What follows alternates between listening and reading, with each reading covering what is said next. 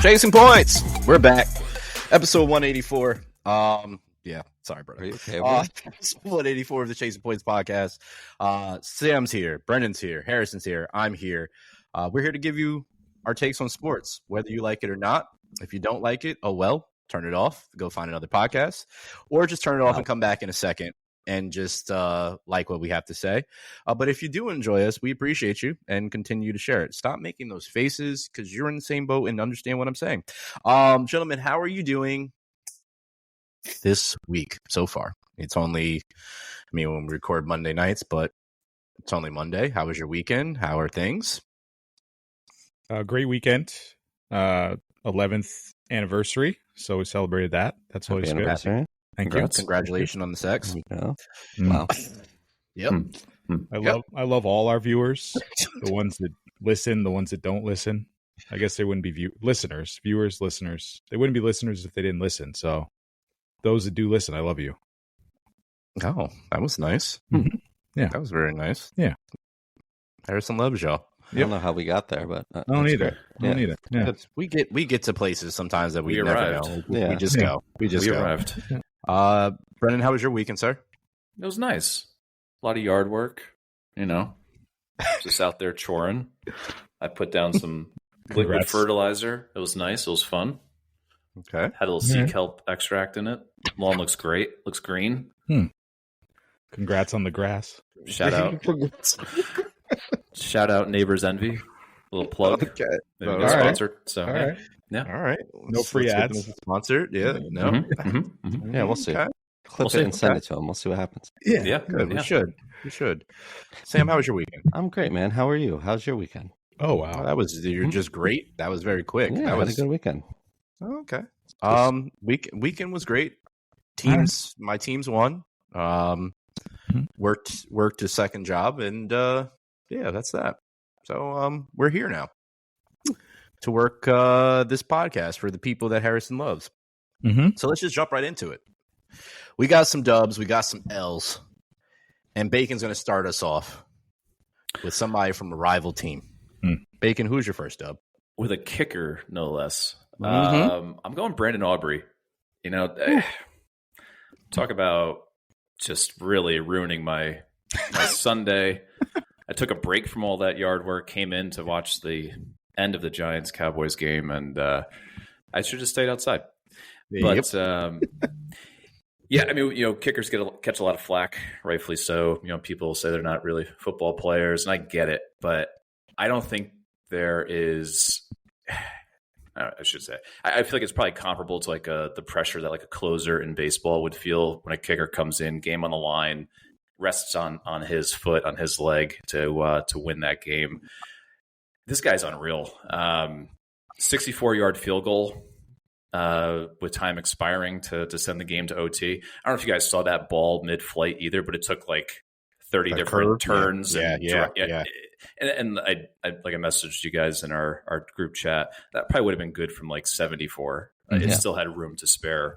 He was perfect on the day. Went 4 for 4. Another 51-yard field goal during the game as well. Ho hum.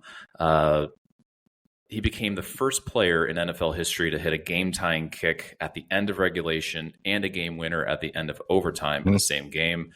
On his career, it's only his third season right now, but he's 27 for 30 on kicks of 50 yards or more, so 90% success rate.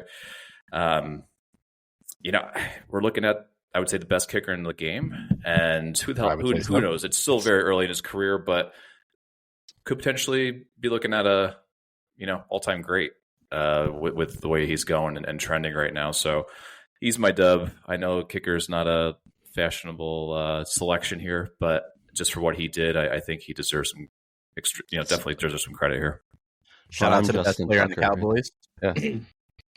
Fair. Shout out to yep. Sorry, Also, CD. shout out to Mrs. Aubrey as well too, because I don't know if you guys heard the story that they continuously talked about of her basically giving her man the nudge and saying, "Hey, you can do that," and then him going out there and kicking the ball. Apparently, the first one he went out and kicked, he was like a 60-yarder or something like that. So, yeah, just he's an absolute weapon to the fact that you know that you essentially have to keep him out of it's.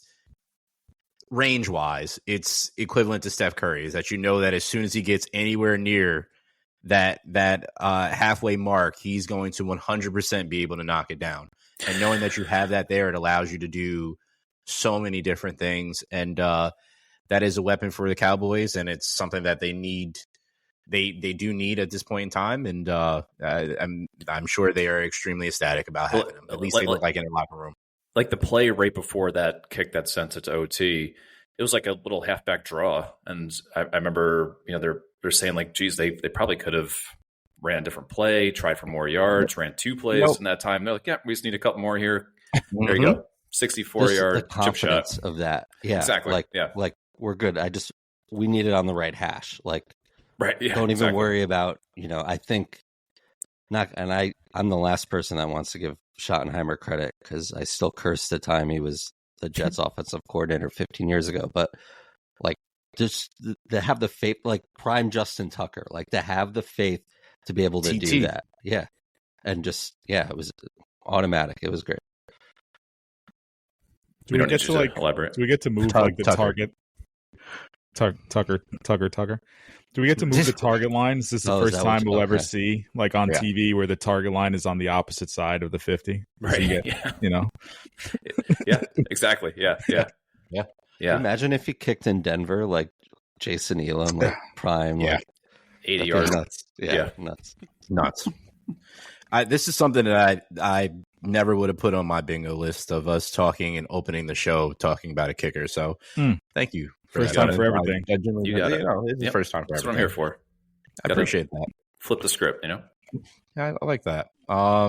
Harrison, your dub. My dub is the Colts. 2-0 Colts leading the AFC South. Who had that on their bingo card? Not I. Not I. No, just a great game. They did get very fortunate yesterday. A little leverage call helped them out. You rarely see that. They showed the replay. Didn't gain a lot of leverage, I guess. But, hey, you play with the cards that you were dealt. Daniel Jones over 300 yards again. So I know that hurts a little bit, Brendan. I'm sorry. Jonathan Taylor back alive, over 200 yards, rushing and receiving. He was a fantasy darling many years ago and still obviously on the radar, but just running all over the place against a pretty tough Broncos defense. And then the rookie Tyler Warren, another great game. He continues to be a problem all across the field. So, yeah, the Colts, man, they're just kind of doing the things right now. Obviously, they're early season darling and a team that not a lot of people expected stuff from. But if they continue to get play like this out of Daniel Jones, they could potentially be a playoff team, which not a lot of people saw for them. So we'll see how it shakes out. A sentence that is. Yep. Didn't see it coming. The Colts are also the only team in modern NFL history to not punt in 2 straight games. Period. They have not punted the ball yet. The offense looks great, man. I've watched both games just because why not? But they are moving the ball really well. Daniel Jones has such a clean pocket at all times. And when he doesn't, he's using his legs and not tripping over himself. So I said it last week, like, could he be this year's Sam Darnold? And they do have the pieces around to make him look very good. And he's throwing a good ball right now. So sorry, Bacon. Don't say sorry to him, because you know what he's saying to you? He's just sitting there saying, just watch. That's exactly what he's saying. And I get it. I'm not. The thing is, the Colts have, I think we've, as football fans, outside of Colts fans, we've kind of pushed them to the side and forgot that they have pieces on both sides of the football, and really, really good pieces on both sides of the football. It's just the issue that we were all waiting to see is them get a quarterback. Obviously, the Anthony Richardson situation, which we thought it was obviously a gamble. It could go either way.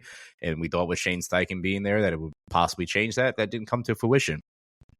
And here comes Daniel Jones, and he's revitalized. I do feel that him going and sitting and with the Vikings is probably one of the most underrated parts of his career, is getting with the coach out there, watching what how Sam Darnold learned and how they were, training these quarterbacks. And I think that helped his career to be able to sit there and be with somebody that has helped quarterbacks excel.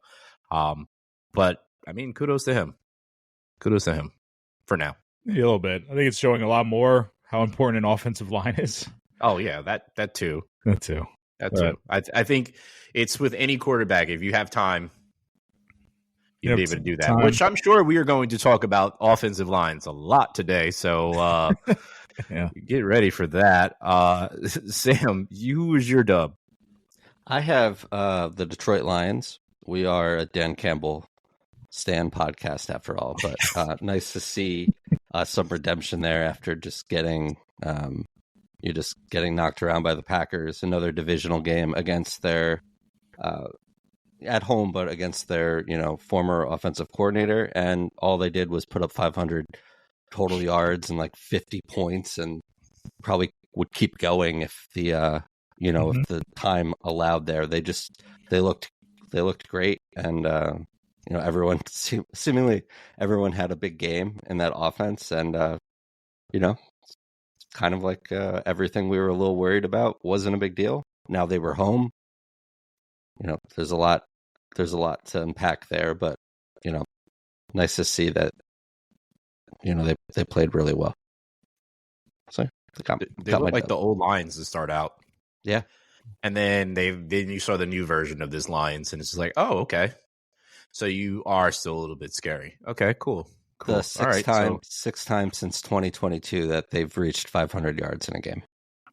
Wild. Yeah, absolutely wild. Still very scary. I mean, their demise was, a little bit premature. Greatly exaggerated. I obviously had questions about them after how they looked against the Packers, but this was like such a statement win that, I'll leave them alone for a little bit. There's nothing you could say. They absolutely blew the doors off the Bears. Like embarrassing stuff. They did. My dub is the Bills, not because they beat the Jets. Sorry, Sam. They did.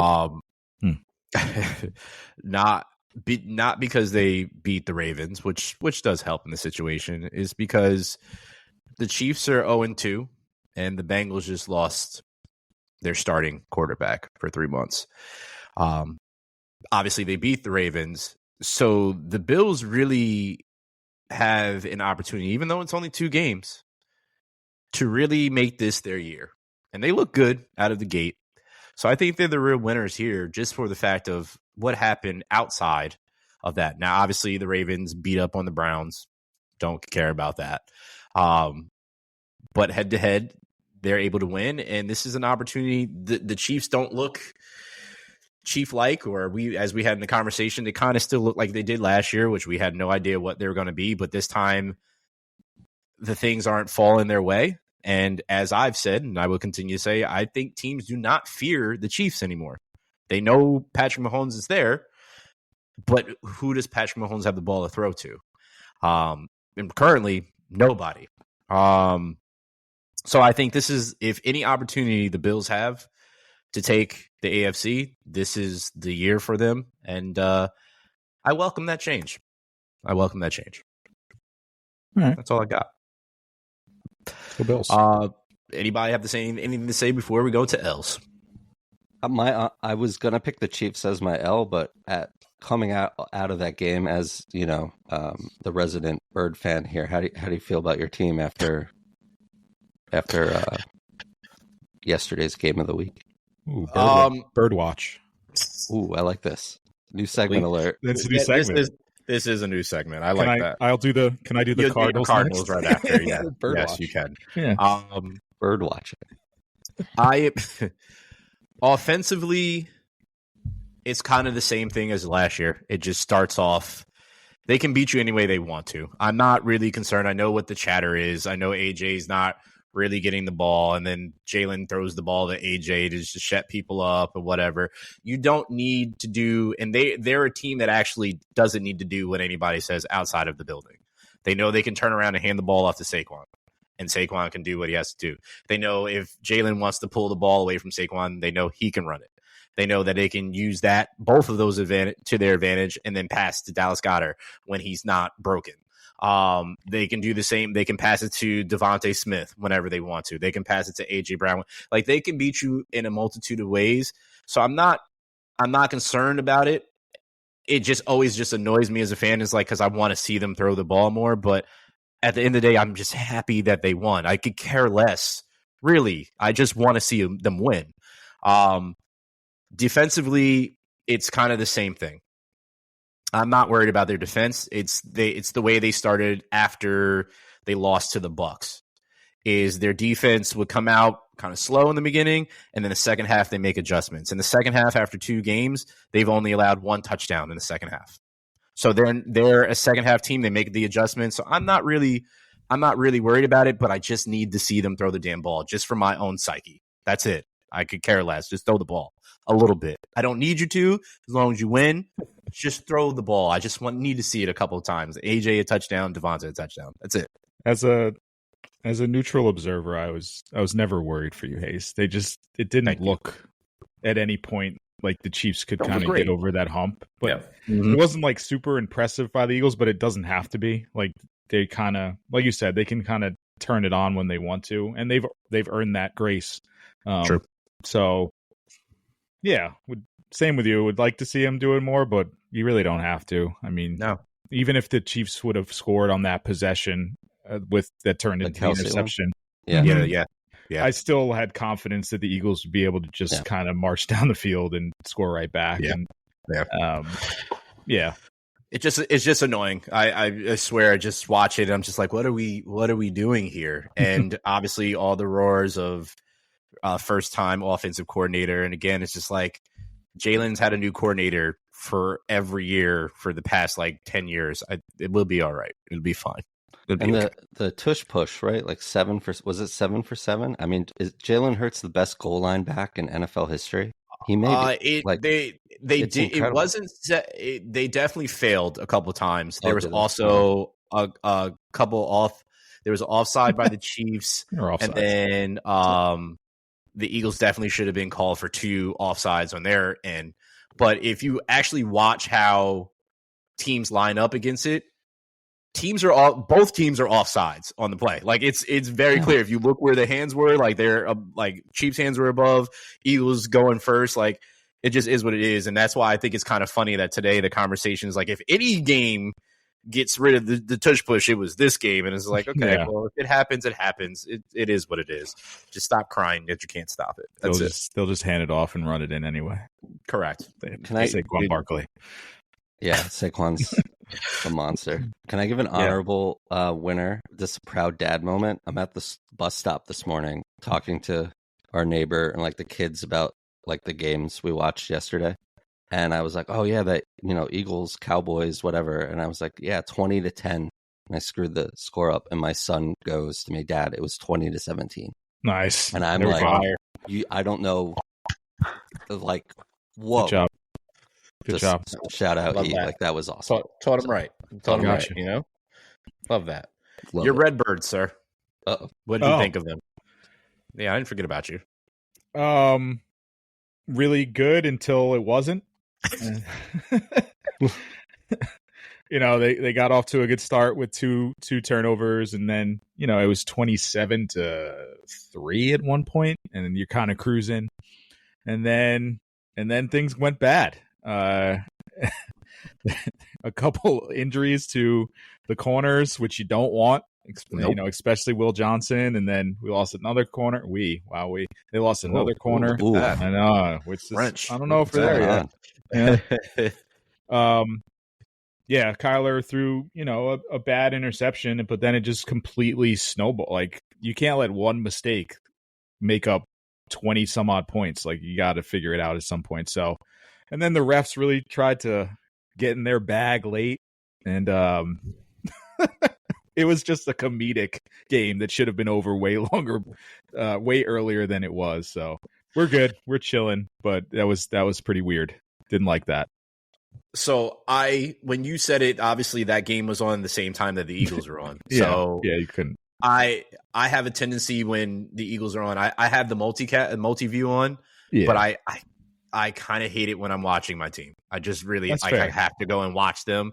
So when you started texting the chat, and you were like, "What is going on?" I turned back, and then I think when I turned back, Kyler Murray was like scurrying down the field. I was like, "What is going on right now?" I was like, "He just said this," and I was like, "I'm seeing the score now." I was like, "How did it get like this?" But then Kyler's running, and I was like, "I don't know what's going on right now in this game.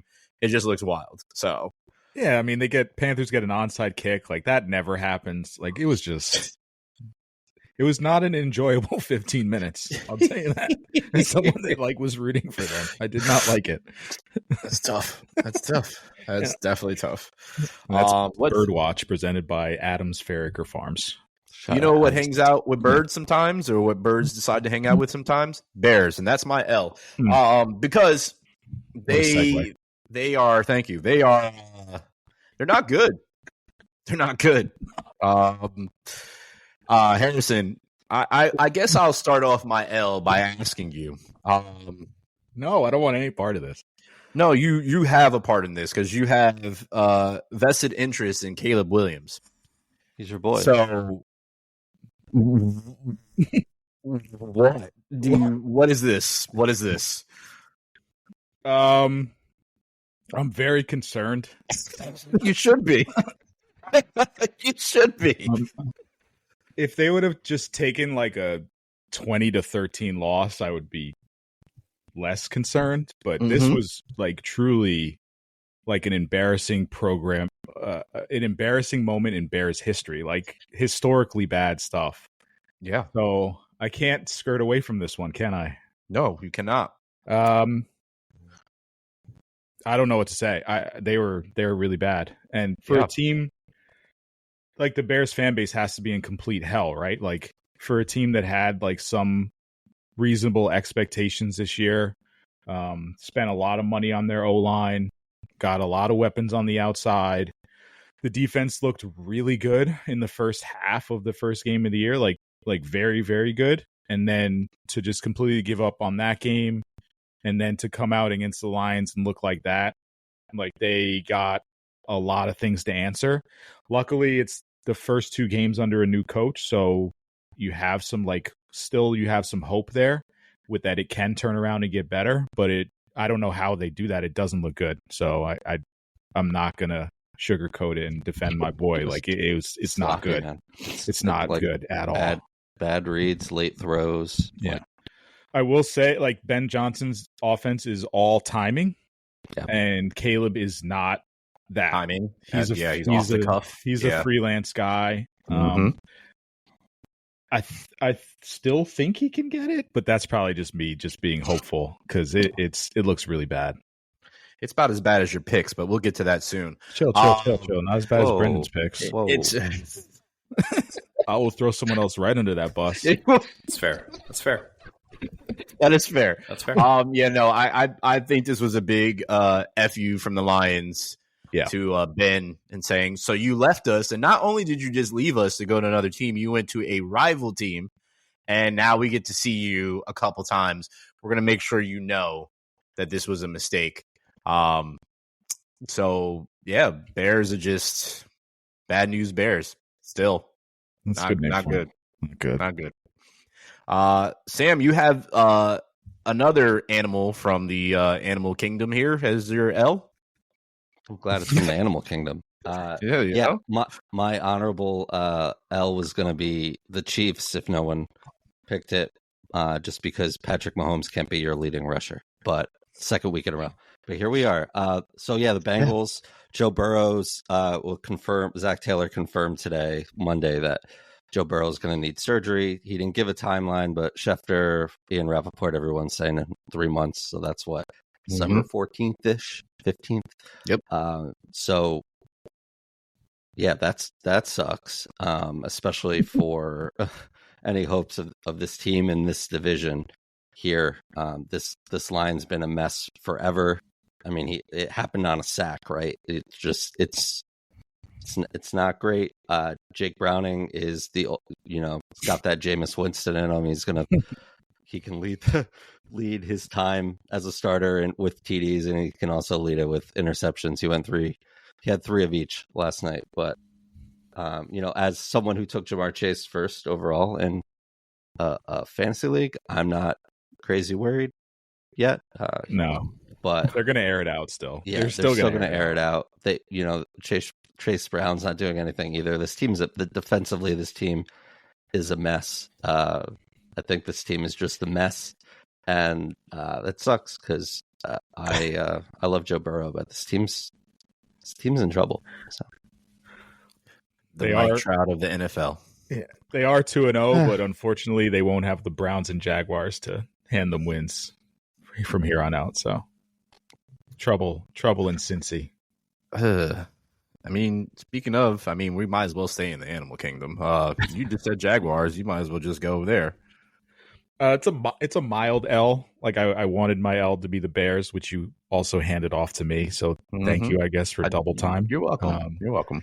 This one's for the Jags. I thought they had the win in the bag. Then they kind of did some weird stuff. I think they kind of mismanaged the end game situation. Like I would have liked to see them kick a field goal and ask Browning to drive the length of the field, forcing them to make a touchdown. Bengals obviously scored a touchdown anyway, so that's probably neither here nor there. But a lot of drop passes from Brian Thomas, a lot of missed throws from Trevor Lawrence. Travis Hunter still not involved yet on either side of the ball. So I'm just curious what the plan is there, and what I'm sure it's early, but you gave up a lot for Travis Hunter. You gave up next year's first round pick, and you kind of want to see him. You kind of want to see him develop or make some impact plays early. The big play of the game was a pass interference on Travis Hunter. I didn't think it was pass interference, but the refs did, so that's it. But yeah, mild L for the Jags. 1-1 is not bad. Etienne's looked really good. So I still think there'll be a factor in this AFC South, because I don't know who to pick in the AFC South, but yeah, they had one yesterday and they let it slip away, so they get an L. Yeah, I think he went from 40-something snaps in week 1 as a wideout to 20-something. So, and two picks that Trevor Lawrence has thrown this year have been on Hunter deep balls, I believe. So, not what you want. Not getting anything from Brian Thomas either. But run game looks good. So you just need Trevor Lawrence to show anything at this point. And maybe there's a chance, especially in that division. Yeah. Come on, do something. That's what Brennan is saying with his dub. Come on, do something. Brennan, you have the Giants. All right. Sorry, not dub. No, they're synonymous. That's okay. No moral victory here. Maybe a little bit, but for the second week in a row, and it's only week 2, I have the Giants as my L. Probably the best offensive performance that I've seen from the Giants in probably the past 10 years, and they just found a way to be the same old Giants and just give the game away. And there's some, there's like silver lining here with, Neighbors really just looking like a stud and a true, it's incredible number one. And Russ looked great until OT, like Russ of old. And it was just such a sloppy game all the way around, right from the start. 14 penalties by the Giants in total. And actually, it's 20, counting the ones that were declined or offsetting. 4 by James Hudson on one drive. Wow. Which is hard to do. And 3 on one play by the defense, which it's also pretty hard to do. I don't know if I've ever seen that before. Flags were flying yesterday. There's a lot of flags. I missed that completely. I did not see that. A lot of laundry on the field. Yeah, you didn't miss much. But James Hudson, let's just stay here for a second. So, obviously this guy's not a starter, filling in for Andrew Thomas, O-line a little banged up to start the year. But to have 4 penalties on one drive from one player, I don't know how that happens, right? Like after the second one, if I'm James Hudson, I'm thinking, all right, you know what? I'm going to let's just take it easy, right? Let's just try to simplify things here and not be a freaking idiot, just so I don't get flagged again. Counterpoint. You've had 2. They're not going to call me for a third. So he's going to double down, basically. Yeah. No way they get me for 3. Yeah. And a couple of them. Or Brian 4. Dable could just pull him, Yeah, or that part. Give him the rest of the drive off. Yeah, give him a little break. Yeah. Hey, two's enough. Why don't you come out here? But a couple of them were just stupid too, like unnecessary after the play type stuff. Smacked, I don't know who it was, the DN there, but slapped him like Deacon Jones type style, smacked him in the ear. Full on, just dumb shit. I'm sorry. It's just, I don't understand how that's even possible. To your point, Sam, Dable after the second one, hell, even after the third one, Brian Dable just saying, all right, you know what, this guy's going to cost us this drive. Let me throw someone else in there. And he did. Nope. And it cost them points. And then that 3 on one play by the defense, that also resulted in points for Dallas. And that was actually, I believe it was on a 3rd down as well. And so it cost them points. And then aside from the penalties, aside from that, self-inflicted, wounds there and everything, with 25 seconds left, so that Russ just throws probably the ball of his life, right? 50 yards. You couldn't have placed it any better. Neighbors makes a hell of a catch with the DB covering his eyes, basically. And 25 seconds left, kick the ball off of Dallas, and then all of a sudden they go and prevent, and it's like, wait a minute, you guys are just playing super soft, super passive. Dallas runs 2 plays. One was a 18-yard pass to Jake Ferguson, and then that 3-yard run, I think it was that we just mentioned during the Dubs segment there. And then there you go, 64-yard field goal to tie it, and then go into OT. And that's it. So now going into OT, I know I said this to you guys prior to hopping on here. I said it in the chat. It just seemed like when they got to overtime, they had no game plan.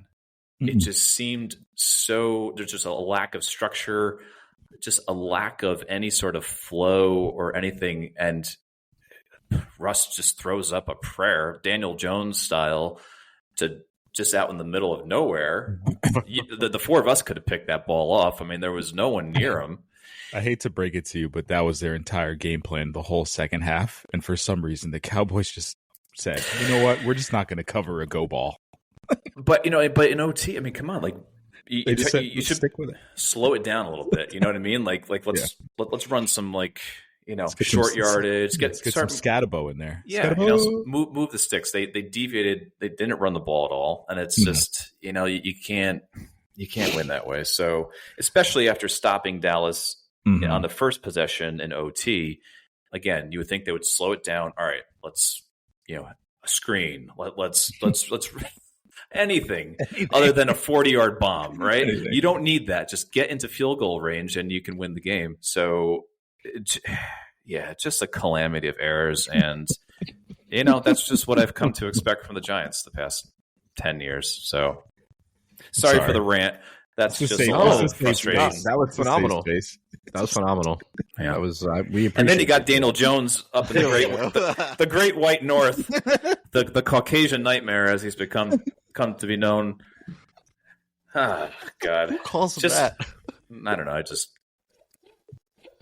Again, I would like to. he's my Caucasian nightmare. Okay, that's where that came from. Sam. I mean, I apologize to Russell Wilson's family in the chat, so I'll just do it here for posterity. You know, I'm sorry, Sierra. I'm sorry, Future.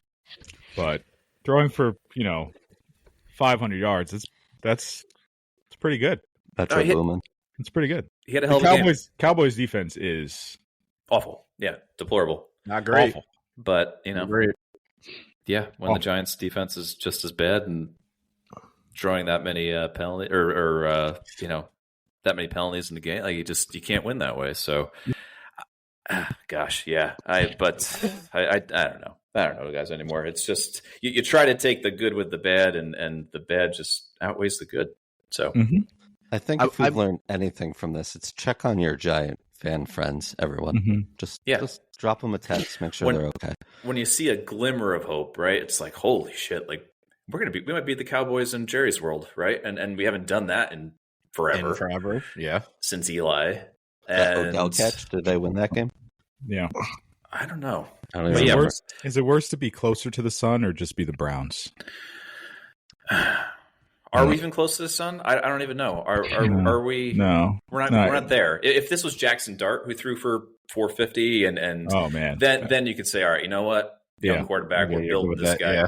Yeah. Russ is going to be gone at the end of this year. Hell, he could be gone by week 6. On Who by knows? week 9. He just bought himself a couple of weeks 100%. He too. did. And He did. like 100%. where it's going to end up.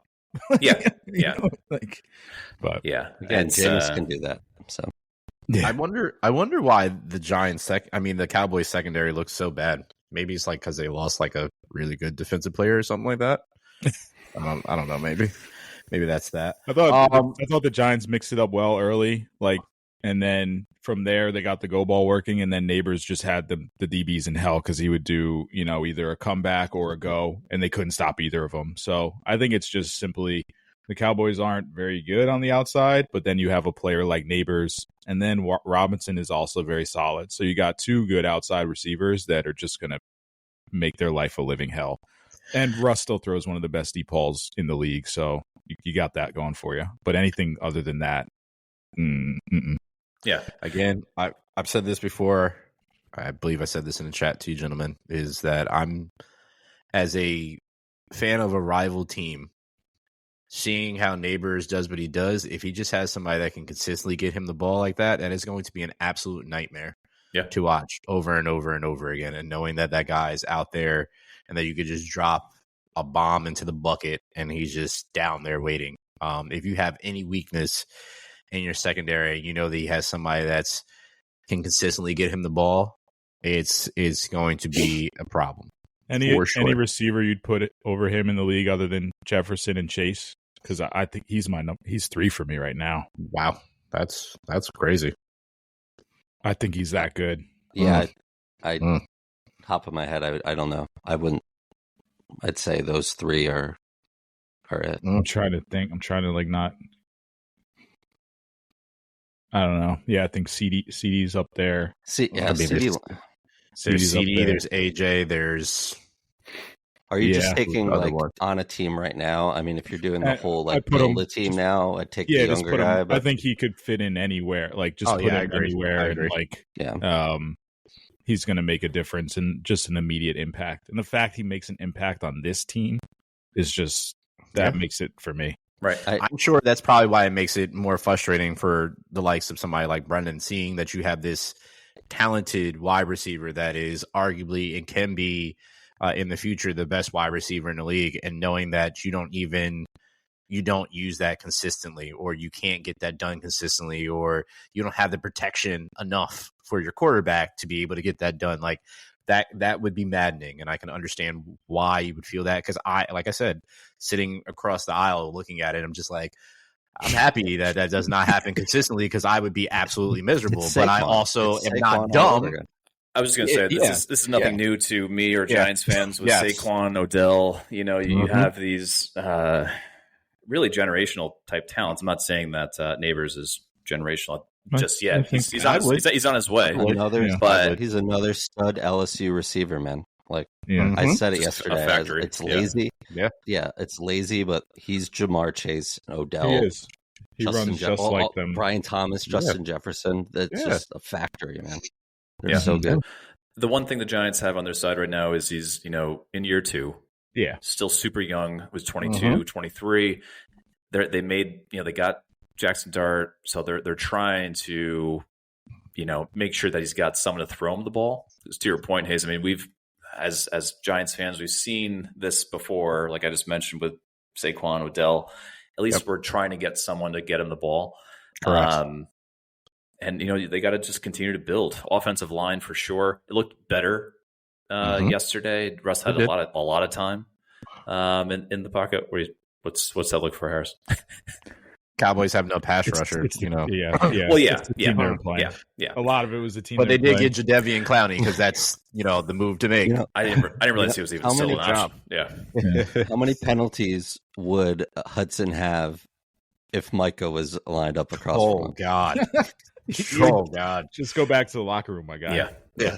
They would have bought him. They would have bought him a ticket in the middle of the game and say, "Just go home, fly home, fly home." But point being, they get some protection up front. That's what we could expect, right, on a weekly basis. 100%. When you and anyone that's applicable to all teams. But you have someone like Neighbors. I mean, hell, then that's the type of game you're going to see more often than not. So, yeah. You could see the blueprint. That's the sad part, that you're just not there yet. But it's right there. It's right there. It's close. Yeah. Their record will be completely different once they have that protection. And speaking of records, let's get to week 2 records.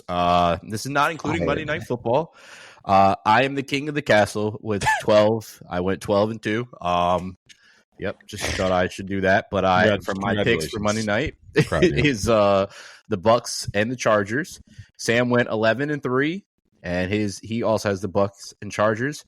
Harrison went 9-5, and he went Bucks and Chargers. And Brendan is 7-7, and he went Bucks and Chargers. So now, not including Monday Night Football game, the king of the castle still is me.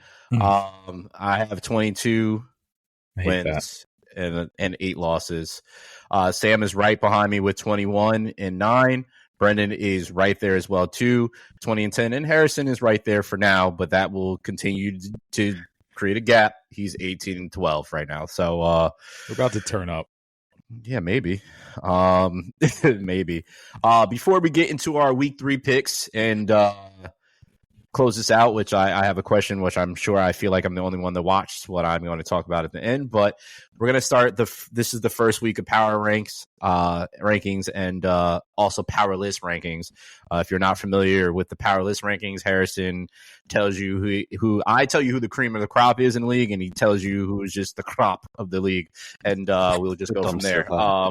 So yeah, we'll get to that. So at 5, I have the Colts led by Danny Dimes. As we mentioned, they're 2-0. What do you want me to do? It's early. Can't believe you said that. They are doing their thing. I'm not going to exhaust what we've already spoken about already. But at 4, I would tell you right now, between 4 and 2, it could go either way. I don't care which way you put it right now. Openly speaking, you can interchange those 3. And I would be okay with that anyway. But at 4, I have the Rams. The Rams look pretty good. It's just that first game to me was kind of like a little, but now they're starting to get their bearings, at least what I saw with that game.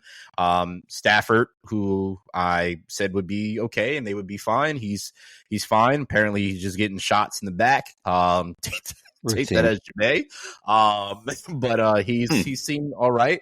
Puka seems like nobody can tackle him, and Devontae Adams is just balling right now. So shouts to them. At 3, the Packers, they in each game have put up that earlier, and I was like, oh, okay, cool. If they put 27 up again, I'm just going to say it's rigged. But the Packers did beat the Lions. Now that we saw what the Lions kind of did, I mean, they're still up there with that. I need to see a couple more matchups before I give them the crown, because I flirted with putting them at 1. 2, the Eagles. This is why I said with them, they're the defending champs. Until somebody beats them in the NFC, I'm going to keep them there. But they play the Rams this week, and that is going to be a solid game. So Eagles, throw the ball this game. You probably should do that. And get Adoree Jackson. We don't need any USC corners on our team. Get Adoree bum-ass Jackson out of here. He's not good. And the fact that he decided to wear no gloves in this game, I wanted to smack him even more as a corner. That looked ugly. Don't do that again. That was gross. Fake ASAP Rocky in the face. You know what? Never mind. Yeah, I don't need Adoree Jackson on my team. I don't know why they even thought that was a good idea. So I could told you that. I know. I loved facing the Giants and seeing Adoree Jackson over there. I hate him on our team. I just want Asante Samuel Jr. as corner, but he's not healthy right now. He's going through the injury, but as soon as he's good to go, they need to fly him out. But at 1, Bills, the first game. You need Asante Samuel too. Well, no, we just need Junior. That's fine. Okay. Just Junior. We got Q on the other side. We're good. But I would take Santi Claus back again. But Bills won. Phenomenal the way that they're playing. I still don't necessarily believe in their defense. You shouldn't. What happened? You shouldn't. I don't. I don't believe in their defense, and I really truly do believe they do have some pieces on offense. I love Keon Coleman, but I still feel that this is what a really good quarterback does. He elevates the play of other players, and Josh is doing that right now, and they look good right now. So I know at some point, because it's in Bills fashion, at some point they're going to have a couple games this year that we're looking at them like, and I just hope if they don't have those games this year, I'm telling you right now, they are going to the Super Bowl. There's no doubt in my mind, even though I still kind of feel that they're going there. So that's my power rankings. Thoughts, gentlemen? I love it. Yeah. In my opinion, I totally understand the Packers could be one but show me a little more.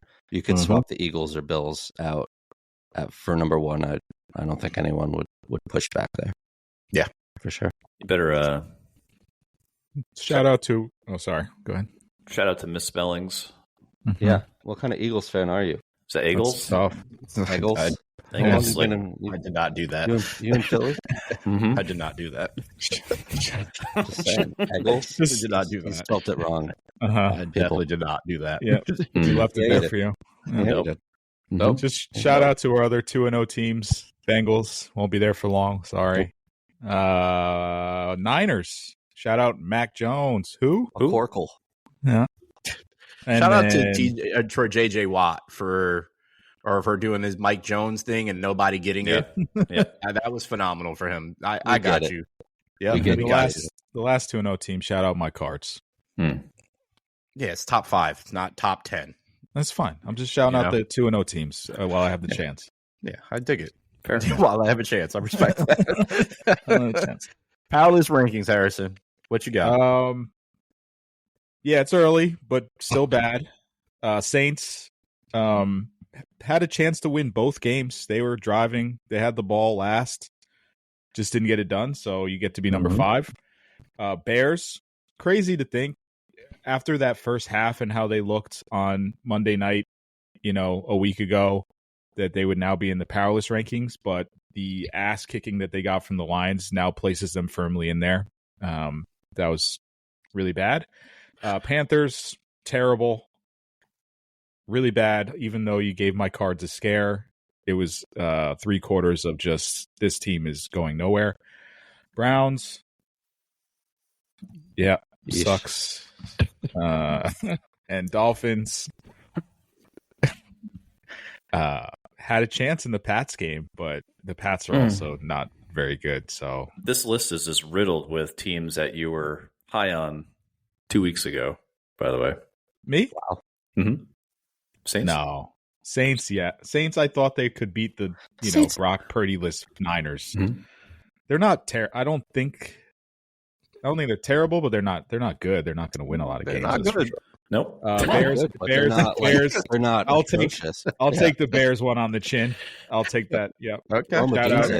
Shout out Winnie. Shout out Winnie the Pooh. I'm sorry. I'm sorry for all Bears. Actually, embarrassing. They have to update this list. It's embarrassing for all Bears. So I'll take that one. But the rest I was pretty crappy. Yeah. Yeah. I don't have much to say, but I do want to say the Dolphins just need to blow this team up right now. Mm-hmm. We can take Mike McDaniels. The Saints, if they want to blow that up too, we can take Kellen back too. But it's also, it's bad when you're one of the fastest wide receivers in the league and no team is calling for you. At this point, that's what Adam Schefter has reported, that no team has reached out at this point. Maybe if you probably didn't have all field issues, you'd probably be good too. But the Browns, just say F it and just sit Joe Flacco, because he's damn near out of the league, and just put Dylan in or Shador, and let's just see how it's going, because you're not really going anywhere. So Flacco didn't look good, man. It's close. No, he's old. I mean, you got Judkins back, so that's good. He looked good. Yeah. And trade Denzel Ward too. I'll take him. Thank you for your powerless rankings. You're welcome. For like a supplement 6th round pick or something to get Denzel Ward. I have a funny feeling that Denzel Ward would be traded for something like that, and I'll be so pissed if he goes to another team for like a 5th round pick, and I'll just sit here and watch. Like, so you didn't feel like inquiring about that? Could have gave them 2 5th round picks for him. But I was just making fun of how every other team lets Howie get away with just robbery. I doubt that he'll get that, but if he does, I'll be happy as shit. Week 3 is going to put Harrison It's going to put Harrison in his own powerless rankings on this one. But let's start with Thursday Night Football. The Dolphins at Bills. We all have the Bills on this one.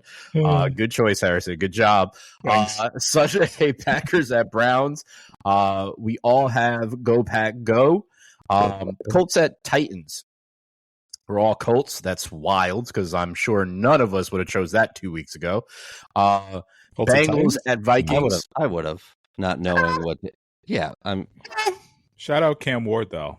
Yeah, Cam. Yeah, that's why I wouldn't have. Yeah, it's Bengals at Vikings. I have the Vikings.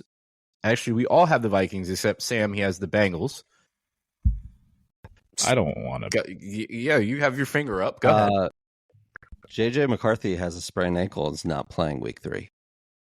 Carson Wentz or Jake Browning. I'm taking Jake Browning. I may be the Bengals fan, but I'm Carson Wentz. It's a tough place to play. I could get egg on my face here, but wait, they already ruled JJ McCarthy out for next week. I swear, I read it on the Athletic like a half an hour before we started. I believe you, but that's crazy that they would do that already. I don't, and that would make me question the reason he's missing that game. Not injury related. Headline on the Athletic: Vikings QB. I see Vikings it. Not QB expected JJ to play. McCarthy to miss week 3 with ankle injury. Carson Wentz to start. Yeah, KOC. Yeah, it must be really bad. They're not putting him on IR, but he will miss the game. Oh yeah, it's bad, and he'll be reevaluated after. You guys don't think that's bullshit? I mean, it very well could be. He looked like he was facing Brian Flores' defense. Yeah, like he. I would question that, but hey, whatever.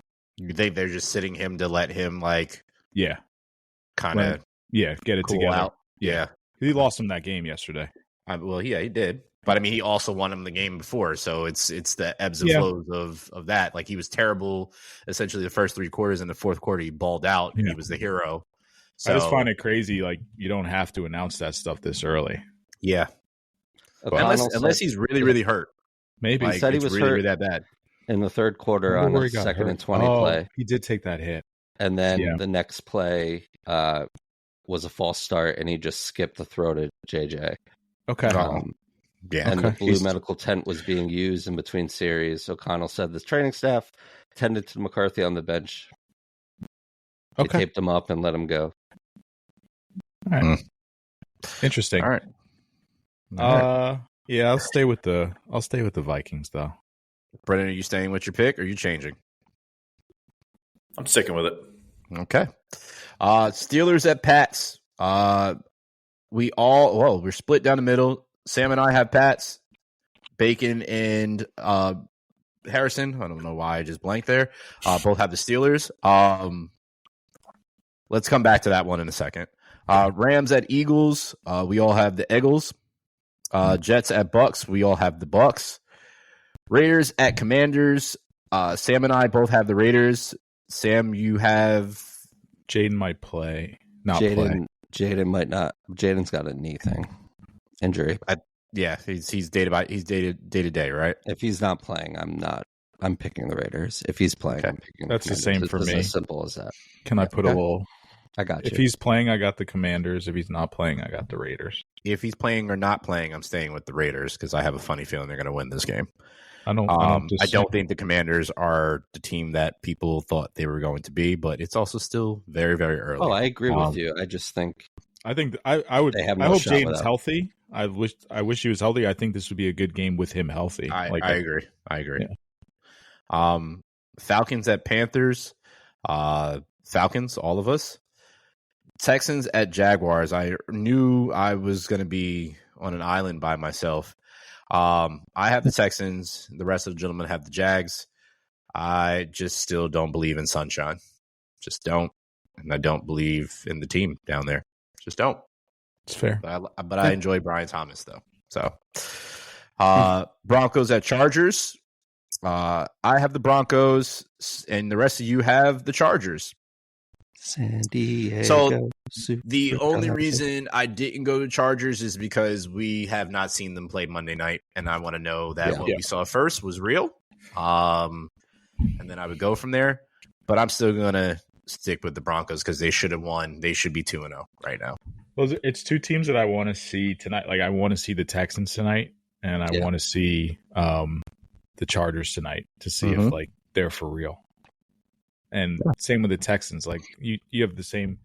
You have question marks about Trevor Lawrence. I have C.J. Stroud and Nico Collins. Like where were they? Where have they been? So they're streaky. They're very streaky. Yeah, because I don't want to pick the Jags. I don't either. I just don't know what the Texans really are yet. Yeah. We could change it. You got till tomorrow to change it. Yeah, thank you. That seems fair. Honorary L, the NFL for putting the game on at 10 o'clock at night. Like people ain't grown and got to work on a Tuesday. That game is probably going to end at 1 o'clock in 1, 2 in the morning. Have fun with that. Cowboys at Bears. Harrison. This has to be a joke. This has to be a joke. We all have the Cowboys, and Harrison is the only one that has the Bears. You're serious? No. Do you want to think this one through? Yeah. No, don't let me. No, because I don't want to be. I don't want you coming on here and saying that I bullied you to change your pick. I just want to make sure you want to do this. I had the Bears, and I changed it like in the middle of the podcast. So I did already. Yeah. I can't. I don't. I'm gonna keep it. Okay. Listen, I don't know. The Cowboys' defense is just so as bad as the Bears. This is the part that he's convincing himself that he's making the right pick. I'm trying to just think. Like I think the Bears are still a little bit better than the Giants, and they're home. And to go 0-3 would be like completely disastrous. So, it's the Bears. It's not. It's not a playoff team. It's not the Bill. It's not any of the Chiefs went 0-3. You could even say, well, they were in Brazil. They played the Chargers. Yeah, that's weird. They played the Super Bowl champion in a rematch. Like that's weird. And Patrick has no one. Like you could just losing to the Giants. That's not going to be good. But no one's worried if the Bears are going 0-3. I don't think. Yeah, no, it's just destiny. That's just destiny. Okay. Uh, Good luck to you on that one. I might change that one. No, I'll just stay with it because if that happens, then you can come back on here and have a glorious moment. No, I can't because I'm not even confident in it happening. Like I couldn't be like, I knew it. like I couldn't even say that. I knew the Bears were going to win. Like, no, I have no, I don't. I don't think fair. So. Yeah. That's fair. But I guarantee you can say this confidently for the next one because you're the only one that chose this. No, I'm out. It's the Cardinals at Niners, and you're the only one that chose the Cardinals. I'm not. He changed the Cowboys. Guys. I'm not rolling with Cowboys. Okay. Okay. All right. Show me something first, Caleb, before I pick you again. Okay. Yeah. So you chose the Cardinals, which is not a shock here, where the rest of us chose the Niners. I don't think I really need to ask you why you chose that. I think I know why. Because you guys why are you picking the Niners? Like okay, that's fine. That's fine. I don't know if they're going to have 53 healthy guys by the end of the game, but I don't know. Who knows? Okay. Who knows? I mean, the verdict's still out on me. For the Cardinals. I need to see them not. They pulled this game last year when I thought they were going to start winning games and then they start losing. So I need to see them see if they turn that corner. And until they do that, obviously, it's also against a rival. It's also kind of hard. It can go anyway. Yeah. And the Niners have dominated this kind of recently. So yeah, they have. That's the only reason I really kind of went that way.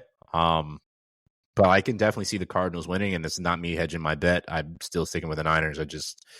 I think the Cardinals can easily win this, especially with having a backup in there for the Niners. But I still need to see it. Pretty big early season divisional game. Mm-hmm. I mean, both 2-0, top of the division. Yeah, I'm excited for it. Okay. Are we excited for the Sunday night football game? The Chiefs have Giants. We all have the Chiefs except for Brendan, which is not a shock either.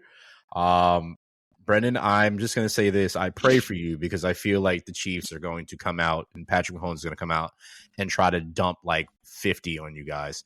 Even though I still believe in your defensive line and their line is pretty shoddy, so I don't think that's going to happen. But I feel like he's going to try to do that. But I almost want to go for the Giants, honestly. It's possible. I want to go for the Giants, too. Yeah, but I kind of want to go for the Giants. But I think it's hard to believe the Chiefs go and start off 0-3. That's the only reason I'm not doing it. But I do want to go Giants. I think that's the upset pick this week for me. I mean, Giants at home. Oh, my gosh. I don't know. Like I said to you guys, Chiefs, I don't know. They look pretty mediocre to me. Yeah, they look poopy. I mean, the Giants have the defensive blueprint to give the Chiefs struggles. Yeah. The Giants' defensive line is serious. Yes. That's how you beat the Chiefs is you blitz Patrick Mahomes and you can't do anything. I got to be safe. I'm in the hole. Didn't even need to do it in the Super Bowl, though. Yeah. You know? Yeah. No. Yeah.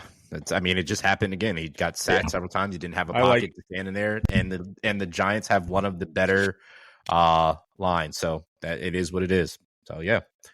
I like your Giants pick. I'm jealous you're in a position to make it, Bacon. There you go. But I'm already down. I'm already down.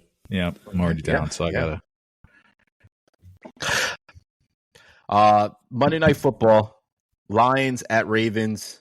We all have the Ravens, so we don't need to stay there at all. Before we get out of here, there's two things. Three. Would you guys just sneak things in there at the end? What the hell happened here? We don't need to talk about baseball because the Yankees are just absolutely pissing me off. So we don't need to talk about that. how many games back are we? They're in the wild card, though. Yeah, okay. Yeah, I know they are. But if there wasn't 3 teams in the wild card, Brendan, I would be absolutely pissed because I would just be sitting here sweating. They took care of business in Boston. Good series there. They won that series. 1.5 ahead. So yeah, I mean, I think they're still 15 games left or so, but they're in good position right now. They're probably not going to catch the Blue Jays for the AL East, but they'll get in through the wild card, and who knows? They can get hot at the right time and get rolling there. Schlittler has been phenomenal. I think he's your I number love two, him. Yeah. number 2, number 3 at worst in the playoffs. So Warren better be Judge, coming out of the bullpen. who's that? I said Warren better be coming out of the bullpen. Yeah. If he 100%. even comes out at all. Yeah. 100%. And real quick too, Judge is really off to a good start in September. 5 home runs already, batting .350 in 12 games. Not going to hit 60 like we thought, or that he was on pace for to start the year, but still another monster season. Definitely going to hit over 50 home runs. So another awesome year from Judge, our captain here. Sorry to my fellow Yankee fans. I think they're one and done in the playoffs. I hate saying that. I'd like to see what they matched up with. That's just the vibe that I'm getting. I just don't like how this team plays. They're extremely streaky, and how they started the season off to where they are now and how they play. Like, it's just, to me, it's kind of like night and day. I thought they were just soaring in the beginning, and then all of a sudden they hit that rough patch, and it's kind of just been like a roller coaster ride. I'd be worried about getting matched up against the Mariners. Their staff is filthy. And obviously, as we know, in the postseason, pitching is everything. That's what puts you over the top. So I'd be concerned about the Mariners. Tarek Skubal left his last start. I didn't see an update on that, so I don't know how serious that injury is. So Tigers, if they're without Skubal, they're not as daunting. So yeah, the Mariners would be the one that I'd be concerned about getting matched up against. Blue Jays, they've been on a hot streak and doing really well. Bo is on the IL, so if we get matched up against them first round, who knows? We'll see. But great times. Yeah, just give me some October baseball. I'll take it. Yeah, it's approaching. That's the best time of the year, in my opinion, for sports. You got all the major sports going. You all playing. Yep. Playoff baseball. Yep. So yeah. So did either of you watch the boxing match? I'm pretty sure I know the answer to that already. I did watch. Oh, okay. Yep. I'm a boxing guy. Okay. Brendan, I take that as you did not. Okay. I didn't. Is that Cinnamon, though?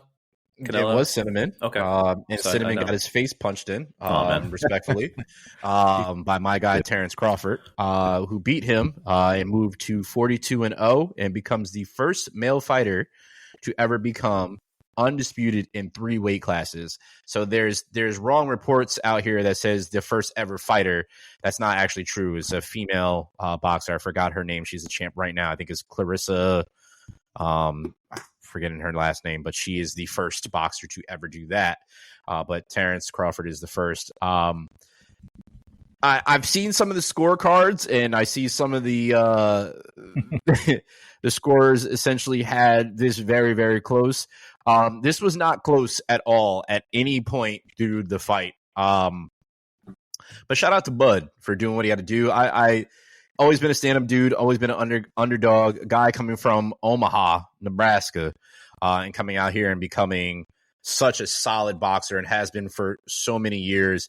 But I also want to highlight one thing that he did at the end, the beginning or during Canelo's presser. I think right before he started, he came and brought Canelo the 3 belts, but high-fived his daughter, shook his wife's hand, and gave him respect and passed him back his belts for that. I know that's a kind of a tradition thing, but he's always been a stand-up guy and doing what he's had to do, and he's always represented the underdog. And being that he's been discounted for so many times, people said he hasn't fought anybody, and he's literally just beat everybody to a pulp to this point. And Canelo had no answers for it. And to see him kind of like that reminded me of Canelo facing Floyd, where he essentially couldn't hit his mark. Obviously, I'm not saying they are one and the same. They are definitely different boxers, but the way that he was able to move and kind of make Canelo just, especially that one punch that he had Canelo looking at him like, what the hell, was enough for me. Pretty good. Yeah, he definitely touched him. But the fact that he was up on the cards and then went into the middle with Canelo, not strategically like call him to the middle and just scrapping with him, I love that so much. So shout out to Bud, but also shout out to Canelo in losing. Was absolutely a stand-up guy, which he has been, and saying, this is an opportunity to teach my kids that, even in a loss, you're still a winner. And I think that goes very, very far. And I hope people understand that Canelo has carried boxing for quite some time now. And he's put boxing on his back, and he doesn't shy away from fighting people. He fights people too. So, yeah.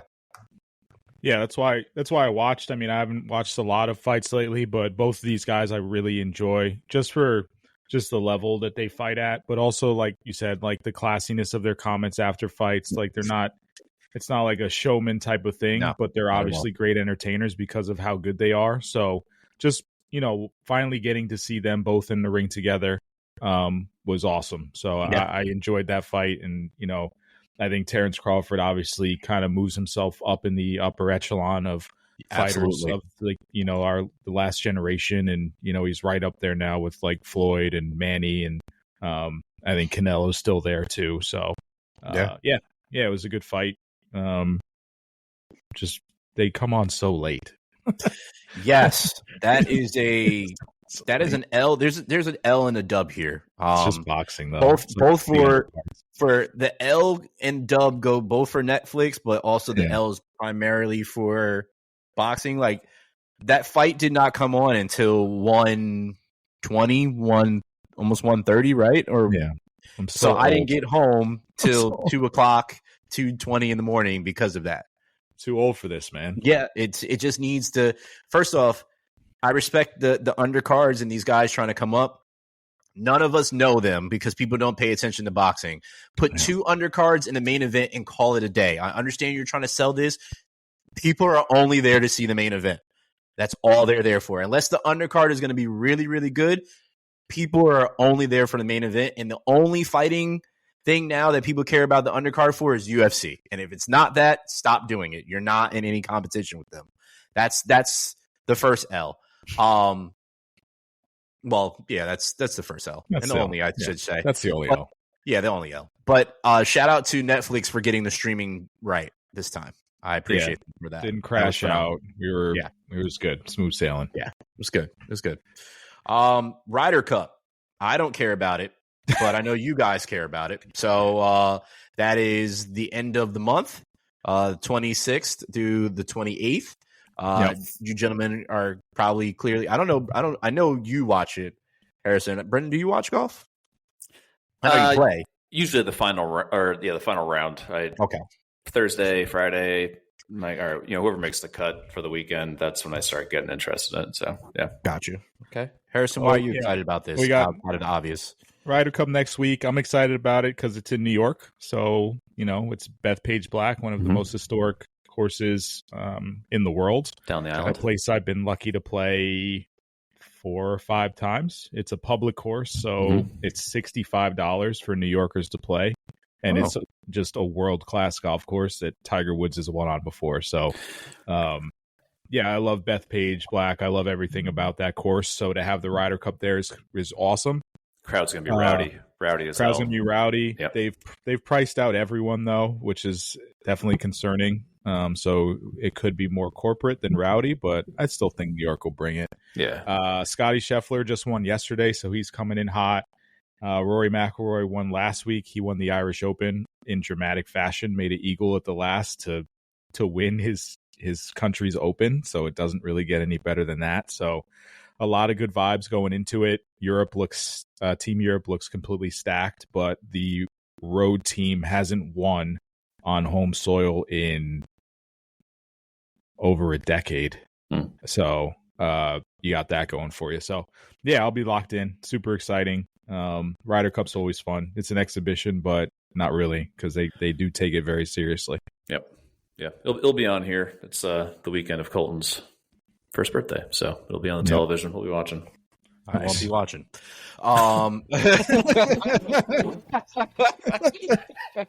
Thanks for your support. Hey, you're welcome. The NBA's heave rule will allow deep end of quarter shots without hurting shooting percentage.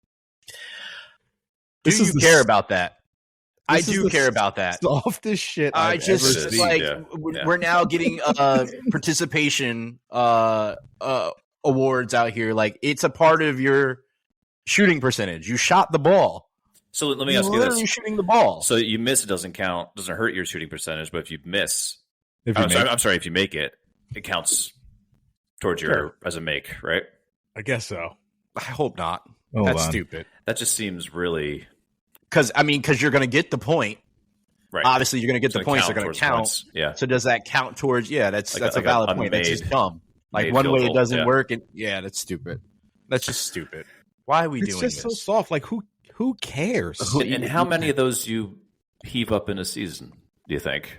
Your average player? 10, 15 tops? If that? I mean, normally like after the first half, like somebody always has the ball and they just pretty much throw it just to do it type thing, and it's just like whatever.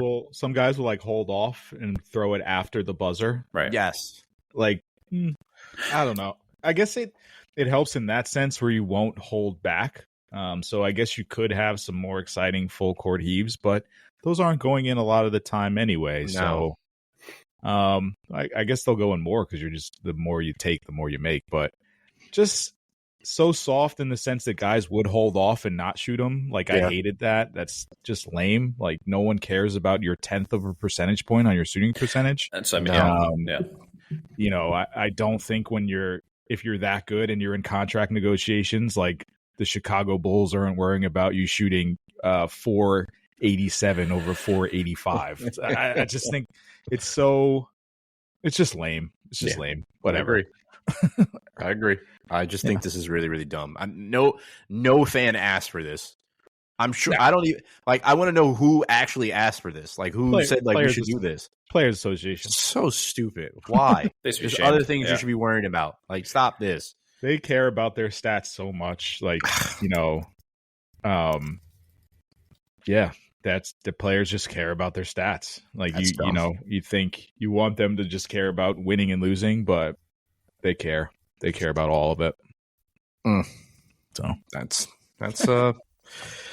yep, is what it is. Whatever. Well, on that note, we will be back next week. I might not be because it's my birthday next week when we record this. So, kick rocks, guys.